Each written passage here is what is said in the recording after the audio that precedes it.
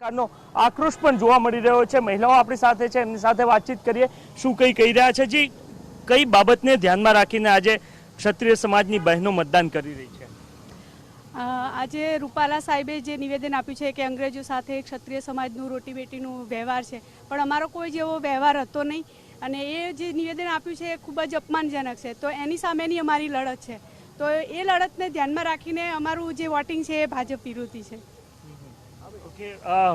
Generally એવું જોવા મળતું હતું કે સમાજ ભારતીય જનતા પાર્ટી સાથે વધુ ઉભી રહેલો જોવા મળતો હતો, માંગણીઓ કરવામાં આવી છતાં પણ માનવામાં ના આવ્યું ના। આજે મતલબ કયા પ્રકારે કઈ બાબતોને ધ્યાનમાં રાખી રહ્યો છે સમાજ?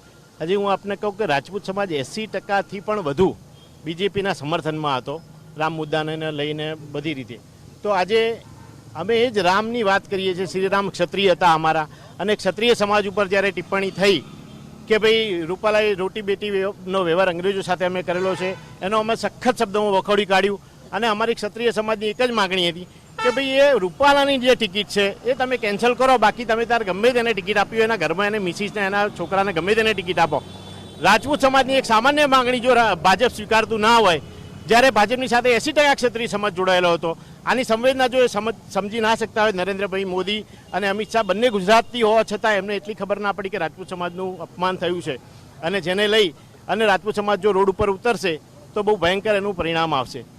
તો સ્થાનિક મુદ્દાઓ કે અથવા તો કોઈ મુદ્દાઓને ધ્યાનમાં રાખ્યા કે નહીં, કે પછી ખાલી આ એક જ મુદ્દો ને એને ધ્યાનમાં રાખીને મતદાન? સાહેબ, જ્યારે સમાજ આવે ને તો બાકી બધા મુદ્દા સાઈડમાં જતા રહે છે, બરાબર?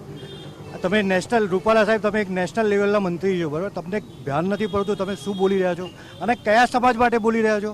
જે સમાજે એમનો રજવાડો આપ્યો, એમના દીપક કુળદીપક બી આપી દીધા કે બોલે જાઓ દેશ માટે, આ ધરતી માટે, આ ભૂમિ માટે, દરેકે દરેક સમાજ માટે ઊભા થયા। અમે લોકો વર્ષો સુધી અમે લોકોએ બલિદાન કુરબાની આપતા રહ્યા છે। અમારા માટે આવો તમારે બોલ છે, આવા વિચાર છે અમારા માટે?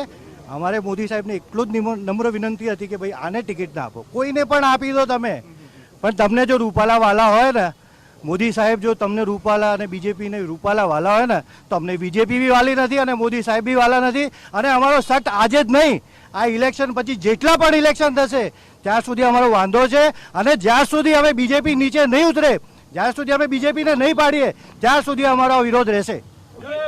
પરંતુ અનેક અલગ અલગ જે ફાંટાઓ છે સમાજના, તેઓ તો કેટલાક સમર્થન આપતા જોવા મળ્યા હતા, જાહેરાતો આપતા પણ જોવા મળ્યા છે। તો બધા એક સાથે છે કે પછી અલગ અલગ ફાંટા સાથે? એવું નથી, જે લોકો ભાજપમાં માનતા હોય એ લોકોને ભાજપની ઉપર દબાણ આવ્યું હોય કે ભાઈ તમે કાર્યકર્તા છો, કંઈ ન કરો તો કંઈ નહીં, પણ આમાં સ્ટેટમેન્ટ આપ્યો, પરાયને સ્ટેટમેન્ટો અપાયા છે। બાકી ક્ષત્રિય સમાજ એક જ છે, અને ક્ષત્રિય સમાજે કચાઈનું વોટિંગ કર્યું છે। ઘરે નીકળીને સાફા પહેરી સજોડે, તલવાર ન લેવા કે તલવાર લઈને આવીને વોટિંગ કરવાની જરૂર હતી અમારે। તો ક્ષત્રિય સમાજના મતદાતાઓ છે ને તેઓ મતદાન માટે પહોંચ્યા છે અને સાથે દાવો પણ કરી રહ્યા છે કે જે પ્રકારની એમની નારાજગી બની રહેલી હતી એ બાબતોને ધ્યાનમાં રાખીને અન્ય તમામ મુદ્દાઓ છે એને બાજુમાં રાખ્યા છે અને એક માત્ર રૂપાલાના વિરોધના મુદ્દાને ધ્યાનમાં રાખીને તેઓ મતદાન કરતા જોવા મળી રહ્યા છે। નટવર પરમાર સાથે નરેન્દ્ર રાઠોડ, TV9 અમદાવાદ।